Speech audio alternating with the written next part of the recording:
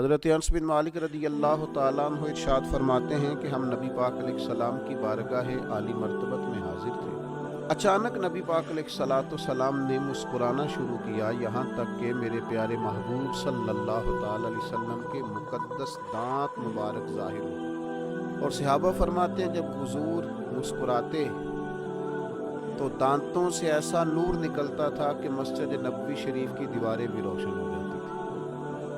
حضور مسکرائے تو سیدنا عمر رضی اللہ تعالیٰ عنہ نے عرض کیا کہ یا رسول اللہ صلی اللہ تعالیٰ علیہ وسلم، میرے ماں باپ آپ پر قربان ہو، کس بات پر آپ ہنسے؟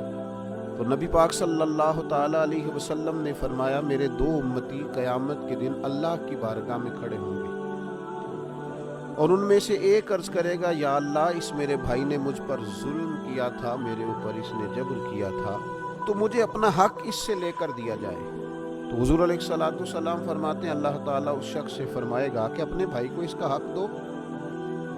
عرض کرے گا، مالک میرے پاس تو اب کوئی نیکی بچی نہیں، کہاں سے حق دو؟ تو اب وہ جو مدعی ہے، جو دعویٰ کر رہا ہے کہ میرا حق اس سے لے کے دیا جائے، وہ عرض کرے گا، مالک پھر میرے گناہ ہی اس پر ڈال دیے جائیں۔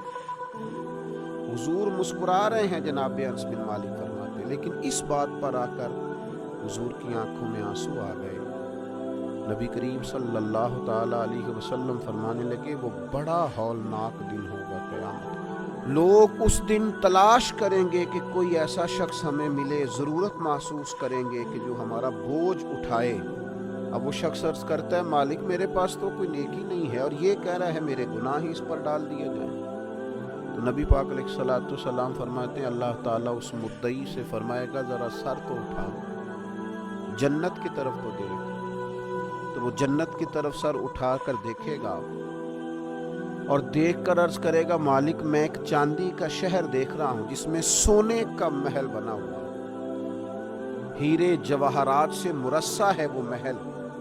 اے مالک، کون اس کا مالک بنے گا؟ یہ کس کو ملے گا؟ تو اللہ تعالیٰ فرمائے گا، جو اس کی قیمت ادا کرے۔ تو وہ عرض کرے گا، مالک اس کی قیمت کون ادا کرے گا؟ تو اللہ تبارک و تعالیٰ فرمائیں گے، تو بھی اس کا مالک بن سکتا ہے۔ تو بڑے تجسس سے، بڑے شوق سے عرض کرے گا، مالک میں کیسے مالک بن سکتا ہوں؟ تو اللہ فرمائے گا، تو اپنے بھائی کو معاف کر دے، میں تجھے اس محل کا مالک بنا دیتا ہوں۔ کر دے معاف اپنے بھائی کو، درگزر کر اپنے بھائی سے، بھول جا اس کی خطاؤں کو، کچھ دیر کے لیے چھوڑ دے جو اس نے غلطیاں کی، تو معاف کر دے اسے، اور میں اس محل کا تجھے مالک بناتا ہوں۔ نبی پاک صلی اللہ تعالیٰ علیہ وسلم ارشاد فرماتے ہیں، وہ فوراً عرض کرے گا، مالک میں نے اپنے بھائی کو معاف کیا۔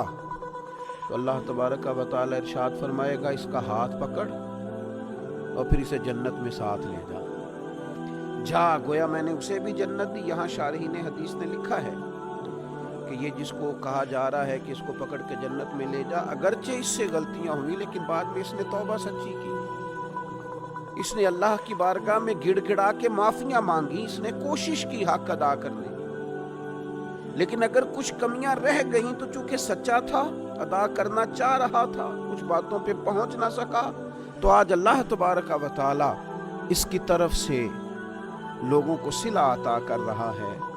اللہ فرماتے ہیں، اس کا ہاتھ پکڑ اور جنت میں لے جا۔ اللہ کے محبوب صلی اللہ تعالیٰ علیہ وسلم نے نتیجے کے طور پر، رزلٹ کے طور پر یہاں ایک بات ارشاد فرمائی۔ حضور فرمانے لگے، اللہ تعالیٰ سے ڈرو اور باہمی معاملات درست رکھو، اللہ تبارک و تعالیٰ قیامت کے دن مومنوں میں صلح کرائے گا۔ تو تم یہی اپنے معاملات کو درست رکھو۔ اب مجھے بتائیے، ایک تو یہ نتیجہ نکلا کہ مالک کریم کتنا ہے، مہربان کتنا ہے، توبہ کرنے والے پر عطا کتنی۔ دوسرا، حضور کی علم و حکمت کی اس گفتگو سے سمجھیے کہ اللہ درگزر کرنے والے کو عطا کتنا کرتا ہے، اور پھر یہ بھی دیکھیے کہ صلح کرانا کتنا مقدس کام ہے۔ دو بھائیوں کو ملا دینا، قریب کر دینا، روٹھے ہوئوں کو ایک دوسرے کے قریب کرنا کتنا عظیم کام۔